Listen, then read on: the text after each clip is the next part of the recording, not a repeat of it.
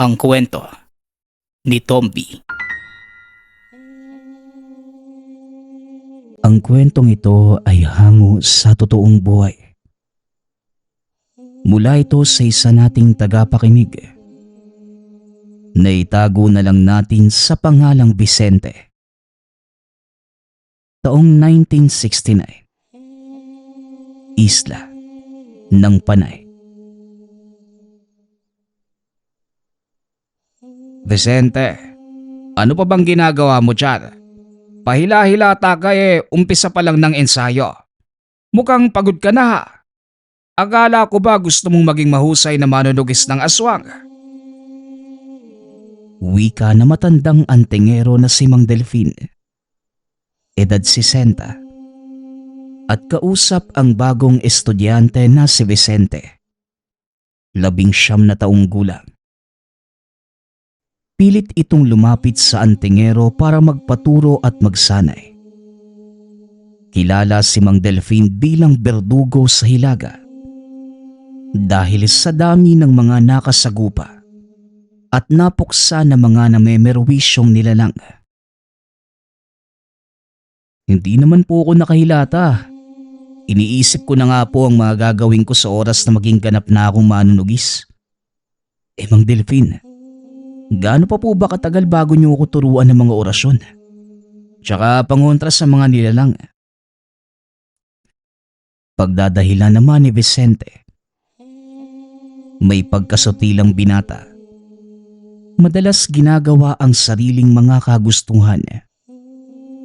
Hindi naman ito pinansin ng matanda at nagpatuloy na sa pag-eensayo. Nakikitaan niya ng potensyal si Vicente. Kailangan lamang nito ng tamang disiplina. Tsaka na kita tuturuan kapag natuto ka ng sumunod sa lahat ng ipinag-uutos ko. Hindi sapat na marunong at magaling ka lang. Ang pinakakailangan mo, disiplina sa sarili. Kung patuloy mong paiiralin ang katigasan ng ulo mo wala kang mararating sa larangang ito. Siguro, mas maganda kung umuwi ka na lang. Mamili ka bata. Tugon ni Mang Delfin. Natahimik naman si Vicente. Alam niyang siya ang humihingi ng pabor sa matanda. Kaya kahit papano, ayaw niyang tumigil ito sa pagtuturo sa kanya.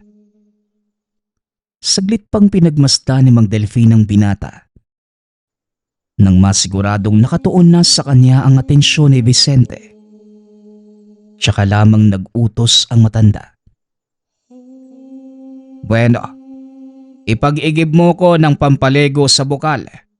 Doon sa ibaba ng bundok. Kailangan mong punuin ang 2 tapayan. Nakikita mo sa harapan mo. Hindi ka pwedeng tumigil at magpahinga hanggat hindi ko sinasabi. Ano pang iniintay mo? Bilisan mo na. Utos na matanda. Wala namang nagawa si Vicente kundi sumunod. Kung nais talaga niyang matuto sa ituturo ni Mang Delfin. Opo, ito na nga po. Ay, ang aga-aga Ang init ng ulo ng matandang to. Wika ng binata sa isipan. Bagamat mareklamo, hanggang salita lamang naman ito. Sinusunod pa din naman ang lahat ng pinag-uutos ng maestro. Tahimik siyang pinagmasdan ni Mang Delfin. Gustuhin mang ituro na lamang ang mga nalalaman. Dahil kaya naman ito ni Vicente. Pinipigilan niya ang sarili dahil may kailangan pang matutunan ang binata. Delikado sa isang tao na hindi makontrol ang sarili sa labanan. Nawawala ang pagiging kalmado. Kakainin ng gigil sa oras na maipit sa sitwasyon. Lampas 1 buwan nang ipinapaintindi ito ni Mang Delfin. Ngunit nais ng matanda na kusang maunawaan ni Vicente ang mga pagkukulang, maging ang mga kahinaan. Naging manunugis lamang ang binata dahil nabiktima ng aswang ang kapatid na nasa sinapupunan ng ina. Wala itong nagawa nang salakayin sila ng aswang sa mismong tahanan habang wala ang ama. Imbes na tumulong, nagtago si Vicente sa labis na takot. Nakaligtas naman ang ina pero wala ng pag-asa ang kapatid. Labis ang pagdadalamhati ng pamilya. Sinisisi ni Vicente ang kaduwagan sa mga nangyari. Kaya nang mabalita ang nasa bayan ang batikang antingero, hindi na ito pinalampas pa ng binata. Matapos mapuno ang dalawang tapayan. Mahusay bata. Sunod naman, ipagsibak mo ko ng mga panggato. May paparating na ulan, kaya kailangan natin ng tuyong panggato. Kung gusto mong tumagal dito sa taas ng bundok, manguha ka ng kahoy mula sa natumbang puno sa may ilog. Punuin mo itong lalagyan. Kapag tapos ka na, sabihan mo kagad ako. Muling utos na matanda. Kagaya kanina, walang nagawa si Vicente kundi sumunod sa utos na matanda.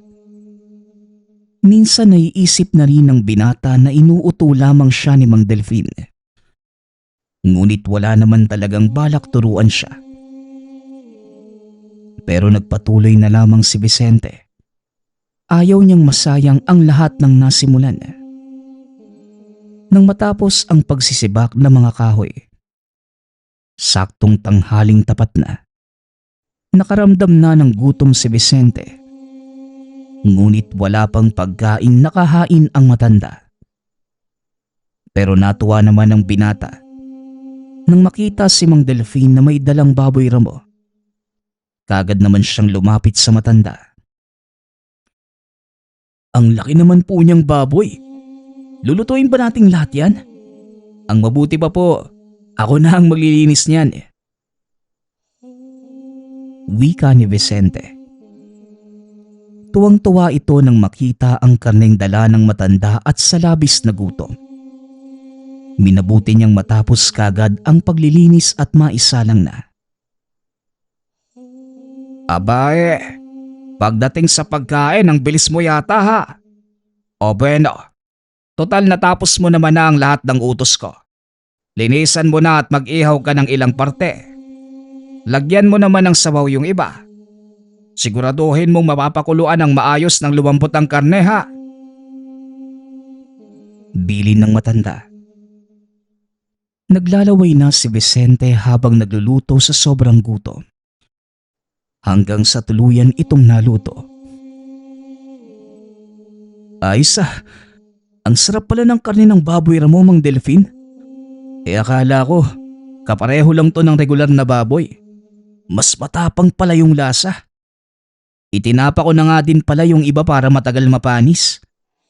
Mang Delfin, sa tingin niyo po ba, makikita ko yung aswang na bumiktima sa kapatid ko? Siya po talaga yung dahilan ko sa pag-aaral ng pagtugis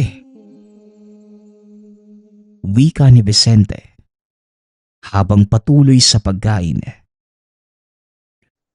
Ano bang malay mo? Baka naroon lang sa baryo nyo ang aswang na yon.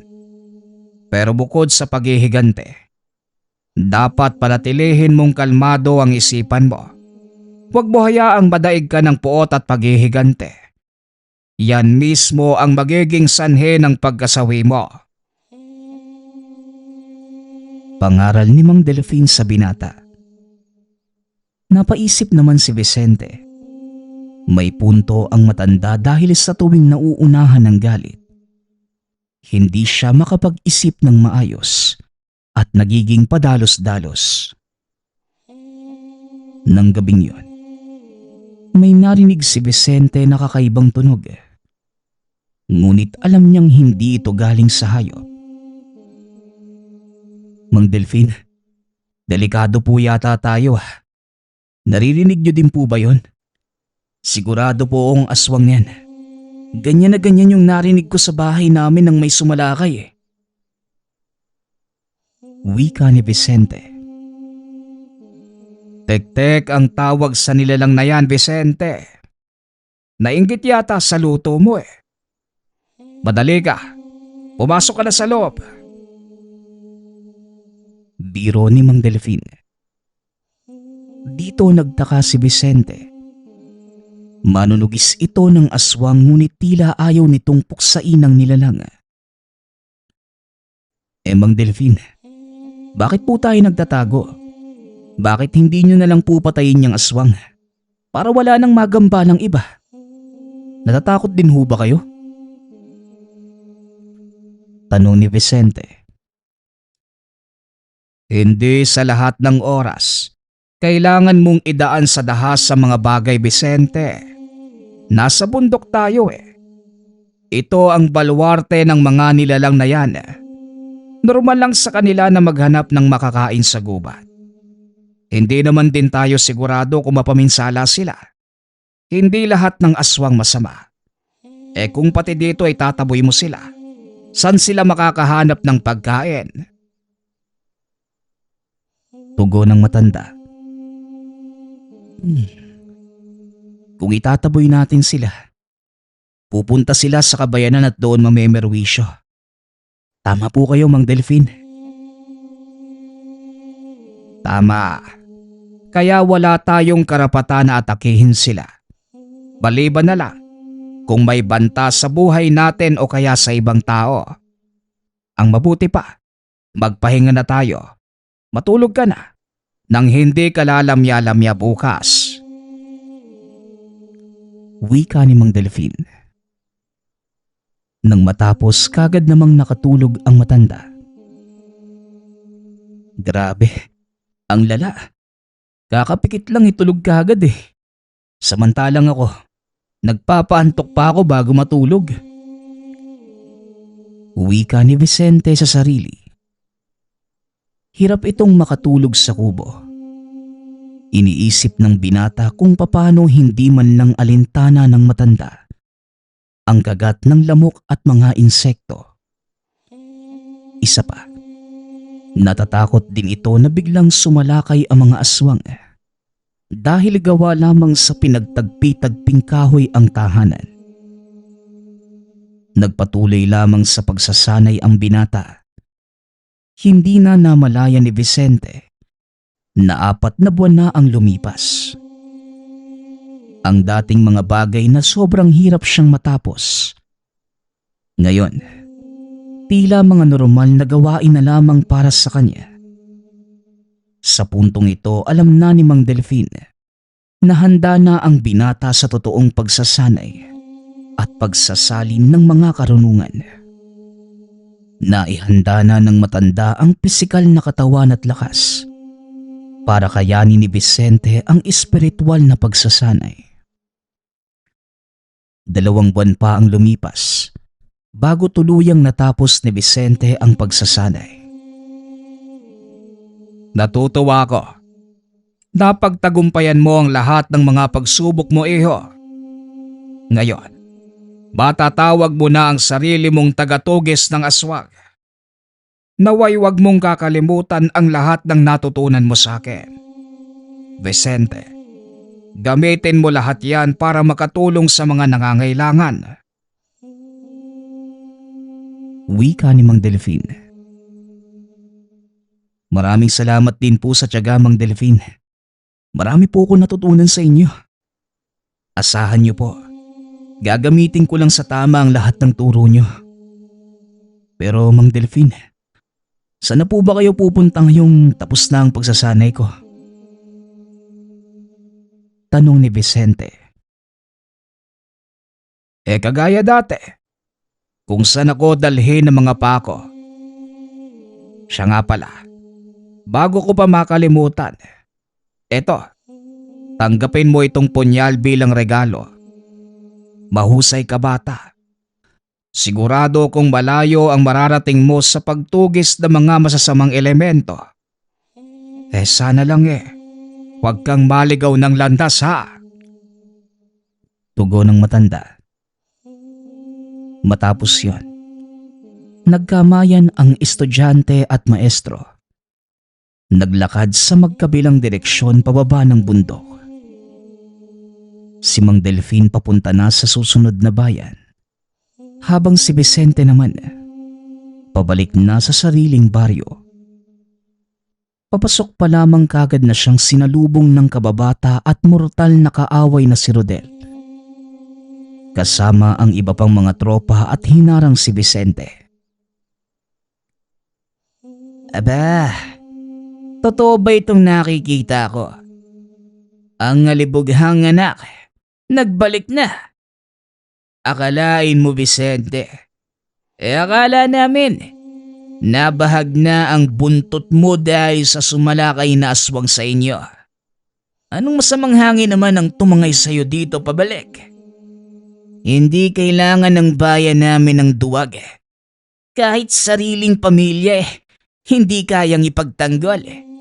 Baka mamaya dumami pa kayong mga duwag dito.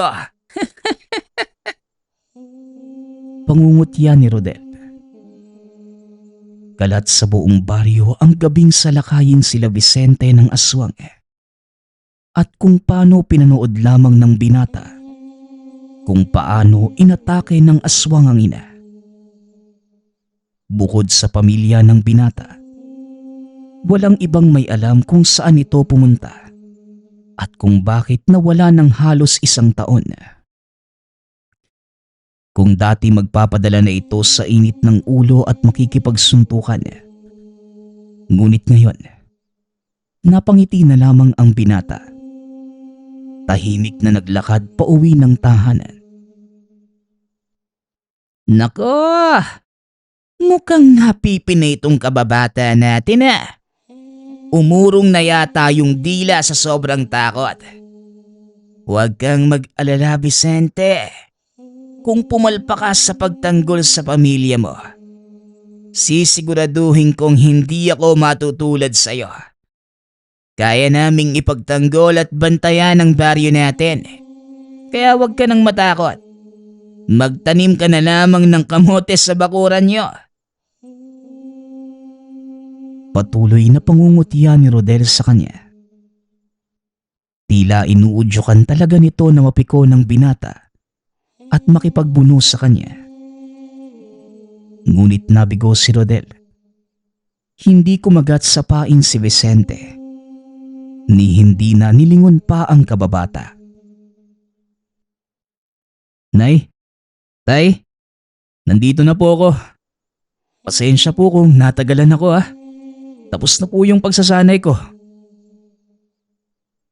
Wika ni Vicente. Nadatnan niya ang mga magulang na nakaupo lamang sa labas ng tahanan habang nakatanaw sa malayo. Nang makita siya ng mga ito, kagad nilang niyakap si Vicente. Hindi katulad ng ibang tao, hindi sinisisi ng mga magulang ang binata. Ayon sa ama't ina, tama lamang ang ginawa niya. Dahil kung nagpakabayani si Vicente ng gabing yun, baka hindi lamang buhay ng bunsong kapatid ang nawala sa kanila. Nang alisin ng binata ang pang-itaas na damit, natulala na lamang ang mga magulang at kapatid nito sa nakita. Bato-bato na ang katawan ni Vicente na halatang batak sa pagsasanay. Puno din ng mga peklat at marka mula sa mapanganib na pag-iensayo. Ibang-iba na ang Vicenteng nasa harap nila mula sa nakilala mula nang umalis ng tahanan. Huwag po kayo mag-alala. Sa pagkakataong ito, hindi ko na po kayo bibiguin at sisiguraduhin ko magpapayad ang mga may atraso sa pamilya natin. Wika ni Vicente. Mula nang dumating sa baryo ang binata, naging usap-usapan ng mga kapitbahay kung ano ba talagang nangyari kay Vicente. Ang sabi na lamang ng ama sa mga kabaryo na masukan sa Maynila bilang isang serbidor para mailihim ang totoong pangyayari dahil na din sa kahilingan ng anak. Napag-alaman ni Vicente na mula nang umalis siya, naging mas madalas ang pananalasa ng mga aswang sa lugar. Sinasamantala ng mga aswang ang pagiging mahina ng mga tao roon at pinagpepestahan kung sino mang matsyempohan nila sa gubat o sa labas ng bahay sa tuwing sasapit ang dilim. Dahil dito, bumuo ng plano si Vicente. Nais niyang masubukan kung gaano na nga ba siya kalayo sa dating sarili.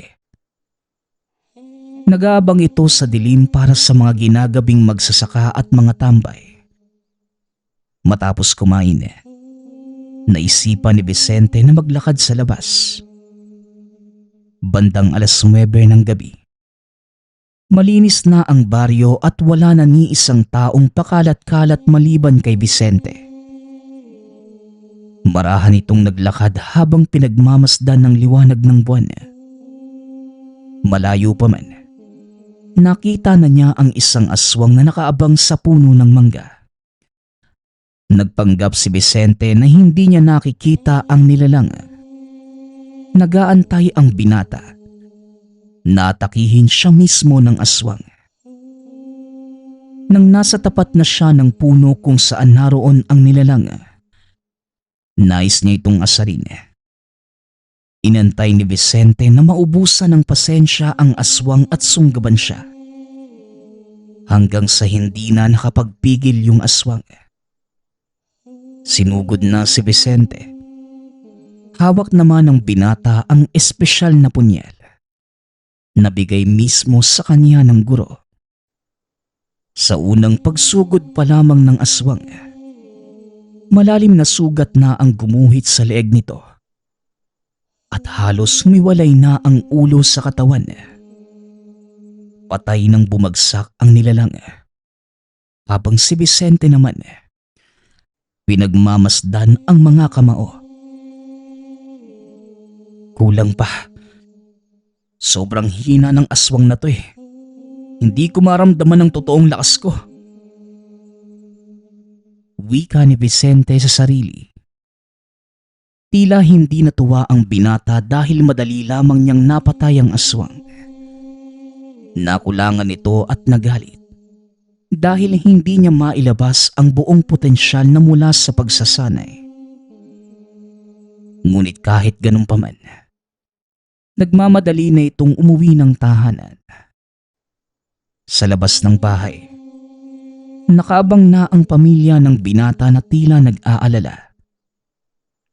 Habang si Vicente naman, tinaas lamang ang kanang kamay at kumuway pa sa mga ito kasabay ng pagngiti. Indikasyon na nagawa niyang tapusin ang aswang na matagal nang gumagambala sa kanila. Kinaumagahan, nagkagulo ang mga tao sa sentro ng baryo. Bukod sa natagpo ang bangkay ng aswang, may bagong dating sa kanilang baryo. Napakagandang estranghera. Napakakinis ng balat na aakalain mong diwata.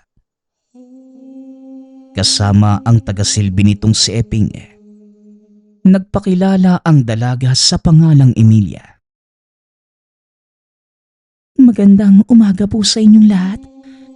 Nangangailangan lang po sana kami ng matutuluyang bahay. Handa po kaming magbayad. Kahit ngayong araw lang po. Wika ni Emilia. Wala pong problema sa pera. Kailangan lang namin ng pansamantalang tahanan. Tugon ni Piping. Habang pinagkakaguluhan ang mga bagong dating sa baryo, marahang naglakad si Vicente sa mga nag-uumpukan.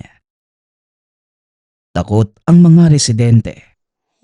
Alam nilang magaling sa pagbabalat kayo ang mga aswang. Baka nililinlang lamang sila ng mga ito at saka aatakihin sa oras na maging kampante. Kaya kahit nagagandahan ang karamihan sa mga binata, walang naglalakas ng loob na tanggapin sila Emilia. Hanggang sa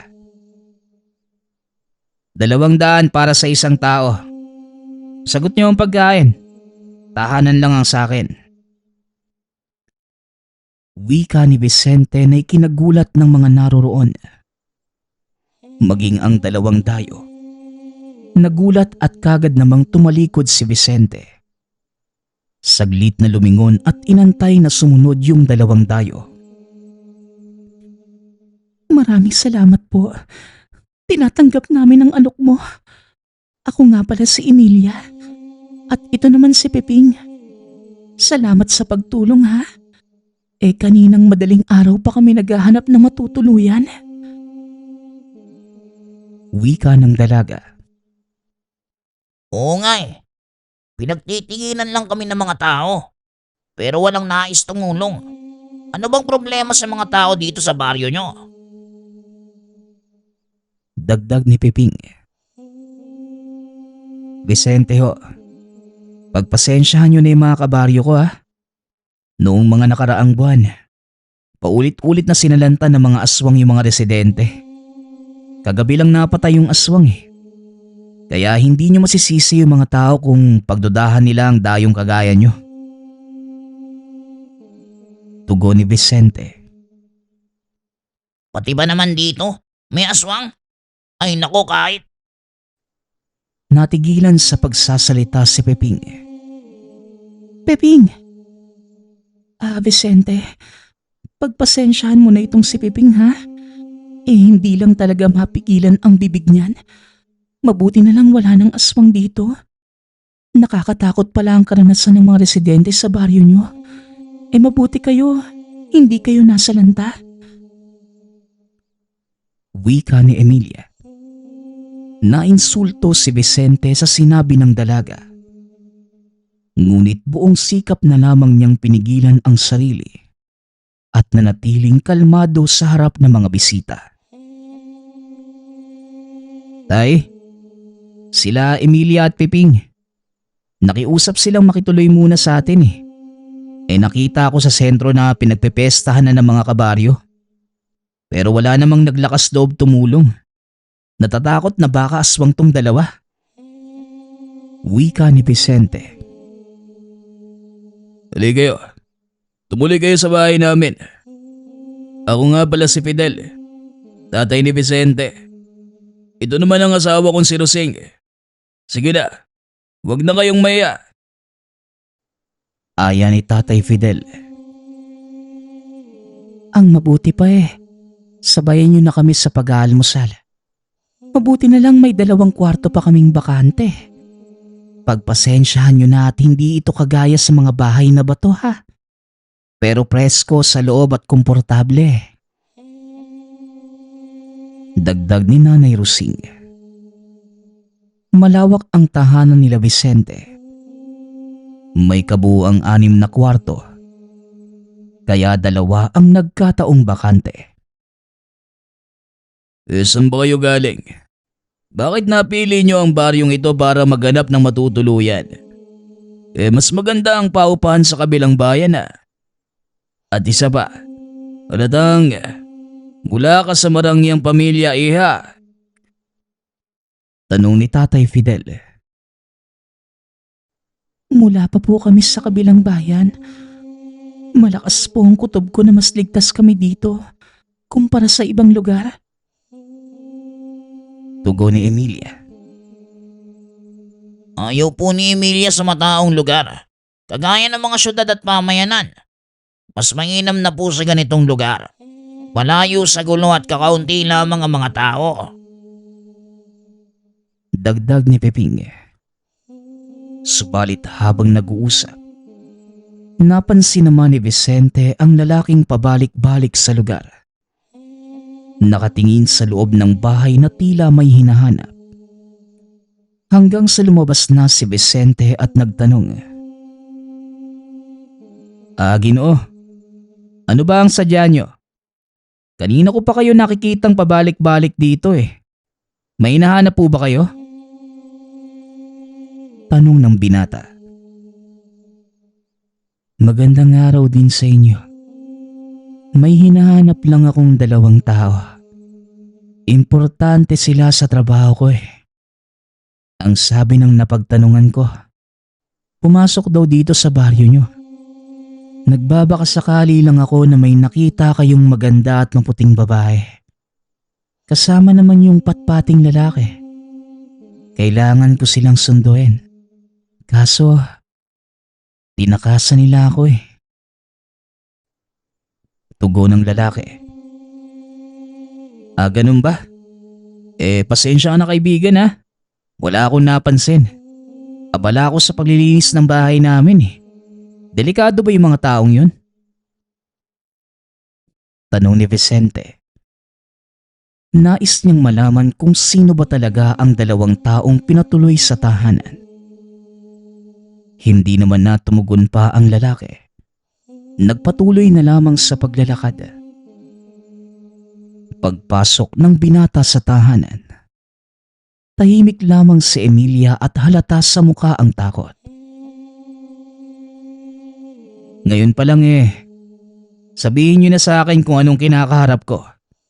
Anong pakay sa inyo ng lalaking yon? Bakit kayo nagtatago? Prioridad ko ang kaligtasan ng pamilya ko. Kaya ang mabuti pa, ipaliwanag niyo na sa akin ang sitwasyon. Tanong ni Vicente. Seryosong nakatitig ang binata kay Emilia. Naghahantay sa isasagot nito. Mula ako sa kilalang angka na negosyante sa malayong bayan. Nagkaroon ng alitan ng pamilya ko at ang kasosyo ng tatay ko sa negosyo. Bilang paghihigante, kaming mga anak ang punteriya.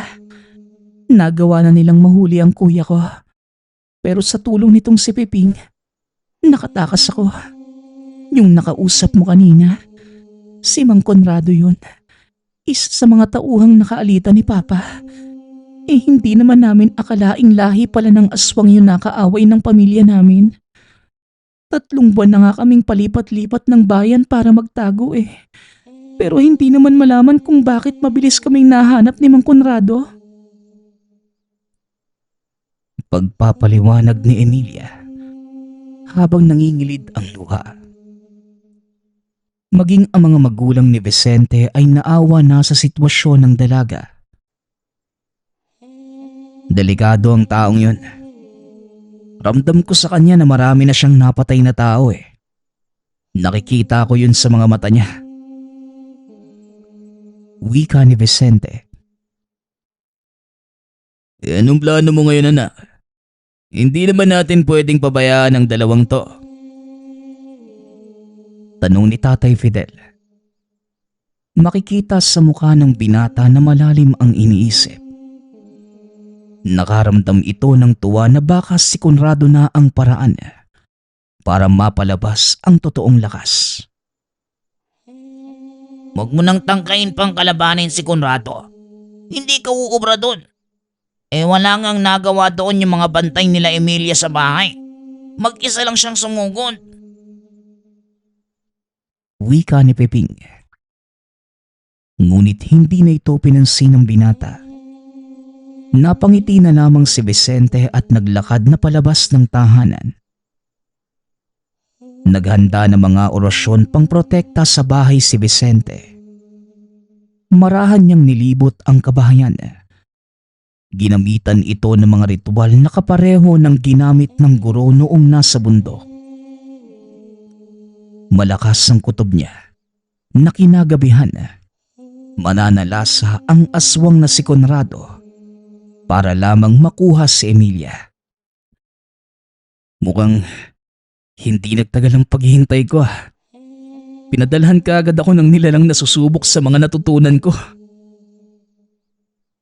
Wika ni Vicente sa sarili na walang paglagiyan ang sayang nararamdaman nang matapos sa ritual pang proteksyon. Kagad na itong bumalik ng tahanan. 3:00 na ng hapon. Malamig na ang simoy ng hangin at sa hindi kalayuan, nakakarinig ang pamilya ng mga pag-alulong ng aso. Nay, luto na po ba yung merienda? Medyo nagutom na po ako sa ginawa ko sa labas Pahingi na din po ako ng kape. Wika ng binata. Nasorpresa ito nang si Emilia ang may dala ng kape at merienda para kay Vicente. Heto ang merienda. Para kahit sa ganitong paraan, masuklian namin ang kabutihan mo. Pero napakadelikado ni Mang Conrado. Siguro pupunta na lang kami sa susunod na bayan bukas. Doon na lang kami magtatago. Masyadong maraming tao na ang nadamay sa gulong ito. Wika ni Emilia. Hindi naman tumugon pa si Vicente. Buong akala ng dalaga, sadyang matigas lamang talaga ang loob ni Vicente at walang pakialam sa mga saloobin niya. Mayabang at mapagmataas ang dating sa kanya ng binata. Nakakainis. Yan na naman yung ngiti niyo. Tumigil ka na nga sa pangakit mo, Emilia. Kung bakit kasi hindi ako naturuan ni Mang Delfin kung paano ko mausap ng babae. Nakakaasar. Wika ni Vicente sa isipan habang kaharap ang dalaga. Bagamat kalmado at matapang ang panlabas, hindi lang talaga niya kayang kausapin ang dalaga. Hindi alam ni Vicente kung paano sisimula ng usapan at makakaiwas sa mga titig ni Emilia. 6:00 ng gabi. Pinatunog na ang kampana na hudyat na magsipasok na ang mga residente. Wala pang nakakaalam maliban sa pamilya ni Vicente. Napatay na ang kinakatakutan nilang aswang. Subalit tama lamang yun. Dahil tila mas mabagsik ang aswang na dumating sa baryo. Kasama sa programa ng barangay ang voluntaryong pagroronda ng mga kalalakihan.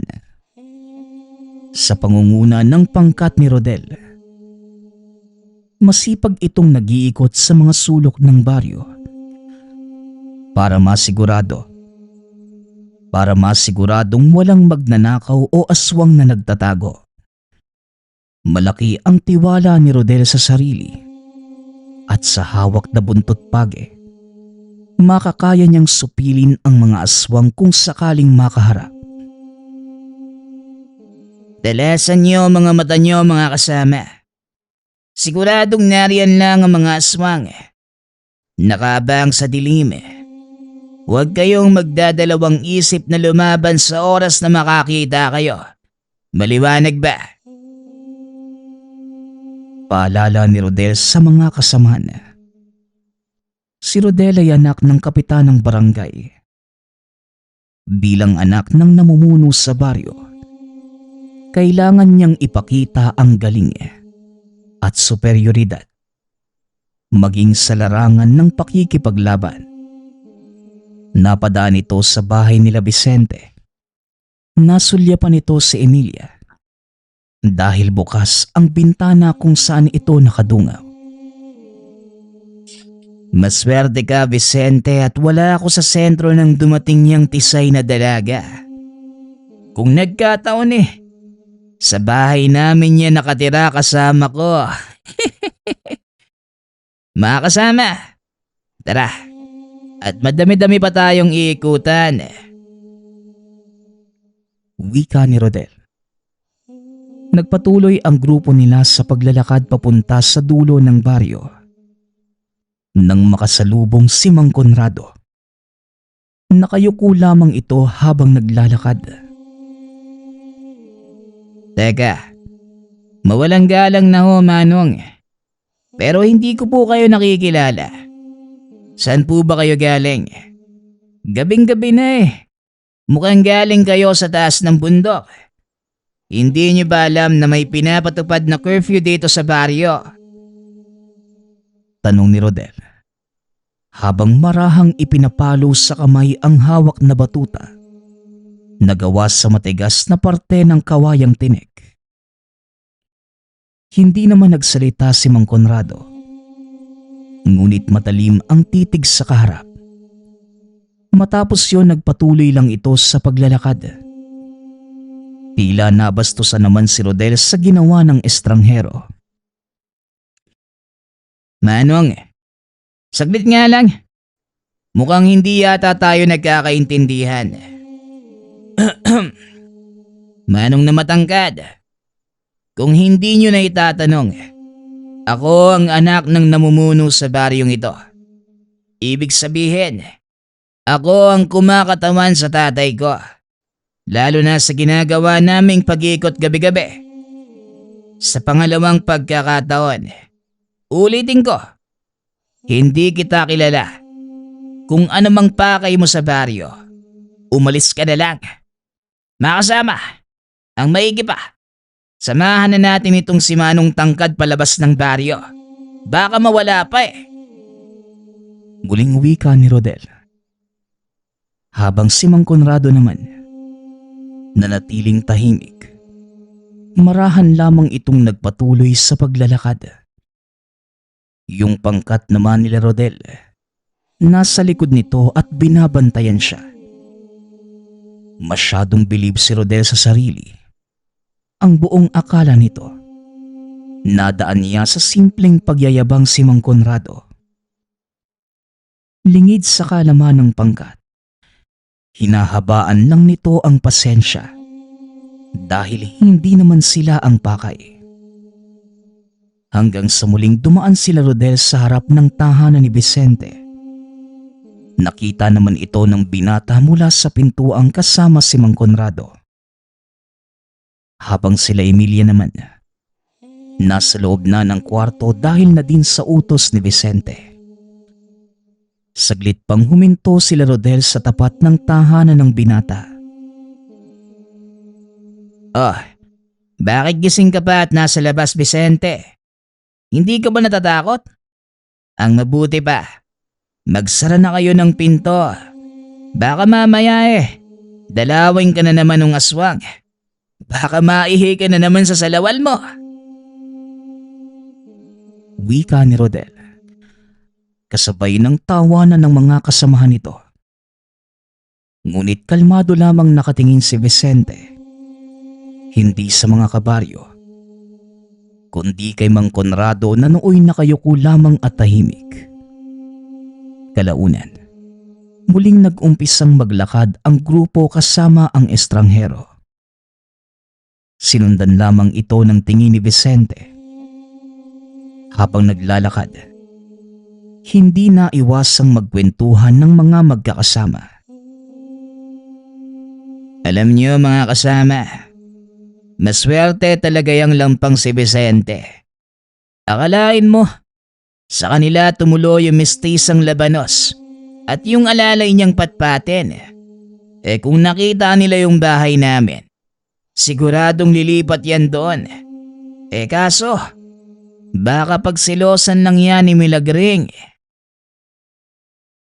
Wika ni Rodel na tinutukoy ang nobya.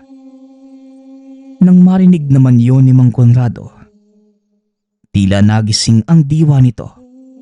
Napatingin sa pangkat ni Rodel. Tama ba ang narinig ko? Naroon sa bahay na yon ang dalaga at yung patpating kasama niya. Tanong ni Mang Conrado. Tila biglang nag-iba ang itsura nito at naglakad pabalik sa tahanan nila Vicente. Nabigla naman ang pangkat ni Rodel. Naitulak nito ang dalawang tanod na nakaharang sa daanan ng estranghero. Mga kasama, narangin niyo yung taong yan. Siguradong hindi maganda ang pakay niyan sa lugar natin. Kanina pa ako kinukutuban ng masama Wika ni Rodel. Ngunit sa isang iglap, nagpalit ng anyo si Mang Conrado. Mula sa matangkad na lalaki, naging aswang ito na napakapangit. Kung mahal niyo pa ang buhay niyo, wag niyo nang subukan pang pigilan ako. Banta ni Mang Conrado. Hanggang sa biglang tumama sa pisngi nito ang hagupit mula sa latigo ni Rodel. Akalain mo nga naman, ikaw pala yung aswang na matagal ko nang hinahanap. Dito ko nawawakasan ang pananalasa mo sa baryo namin. Sigurado akong luluhod ka sa sakit dito sa dala ko. Wika ni Rodel. Sa muling paghagupit ng latigo, sinalo ito ni Mang Conrado at binalibag ang binata. Tumama ito sa puno na malapit sa bakuran nila Vicente. Hindi tumigil ang aswang. Nilapitan nito si Rodel at lalapain na sana. Biglang sumigaw si Vicente at sinipa ang aswang. Nagulat din si Rodel sa pangyayari. Hindi ito makapaniwala na nagawang mapatalsik ni Vicente ang aswang sa pamamagitan ng sipa lang. Kaya mo bang tumayo? Hoy kayo, mabuti pa. Akain mo na ang mga kasama mo. Pumasok muna kayo sa bahay. Ako nang bahala dito. Wika ni Vicente. Kagad namang sumunod si Rodel pati na ang mga kasamahan nito. Mabilis silang nagpasukan sa tahanan. Sinasabi ko na nga ba, may kakaiba sa'yo. Ang lakas ng loob mong lokohin ako at itago ang taong hinahanap ko. Masyado ka pang hilaw, bata. Hindi mo ko kaya. Wika ni Conrado. Handa na itong sumugod sa binata. Nakatayo lamang si Vicente. Mataas ang konsentrasyon nito at nag-aantay lamang sa pagsugod ng aswang. Ano manong? Susugod ka ba? Gamit ang mga matatalim na kuko ng aswang, mabilis nitong sinugod ang binata at punteriya ang puso ni Vicente. Balak ni Conradong tapusin kagad ang laban. Subalit hindi ito umubra sa binata. Napakasimple ng pag-atake at kaya kagad niyang mahulaan ang mga susunod na galaw ng aswang. Mabagal. Masyadong mabagal ang kilos mo, manong. Wika ni Vicente. Kasabay ng pagtama ng tuhod sa mukha ng aswang. Nabasag ang mga pangil nito. Bumuluwak ang dugo sa bibig. Kagad itong lumipad sa ere. Bumelo ng papasugod kay Vicente. Ngunit hindi inaasahan ng aswang. Nang mabilis itong bumulusok paibaba para umatake, bigla na lamang gumuhit ang paningin ng aswang. Nahiwa ang ulo nito at bumagsak sa lupa. Nangingisay pa ang katawan ng aswang. Habang marahang naglalakad si Vicente papalapit sa ulo nito, kasabay ng pagtapak hanggang sa mayupi at kumalat ang utak sa lupa. Nagulat ang lahat sa mga nasaksihan habang nasa pinto sila ng tahanan nila Vicente. Maging si Emilia labis ang pagkabigla. Hindi niya akalain na ang taong tumulong sa kanila na makapagtago, ito din mismo ang tao. Natatapos ng 3 buwang hirap sa pagtatago. Sabay na nagsilabasan ang mga tao sa loob ng tahanan. Marahan nilang nilapitan ang katawan ng aswang. At nang matiyak na wala na itong buhay, sabay silang nagsigawan dahil sa sobrang saya. Mula ng gabing yun, nag-iba ang tingin ng baryo kay Vicente. Maging si Rodel. Nirerespeto na ang binata na nagligtas ng kanyang buhay. Maraming salamat sa lahat ng tulong mo, Vicente. Paano? Mauuna na kami. Aalis na kami dito para hindi na kami masundan ng iba pang kalahi ni Conrado.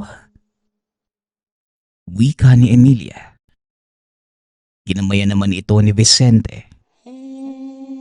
Matapos ang tagpong yun, marami pang mga naging karanasan ang binata sa pagharap ng mga aswang. Magpas hanggang ngayon, hindi niya malilimutan nang minsang mapatay ang estrangherong aswang at ang nagturo sa kanya ng lahat na batikang antingero. Nagpapasalamat nga pala ako sa lahat ng sumusuporta sa ating channel. Nawa ay patuloy niyong suportahan at pakinggan ang ating mga kwento. Hanggang sa muling pakikinig. Paalam.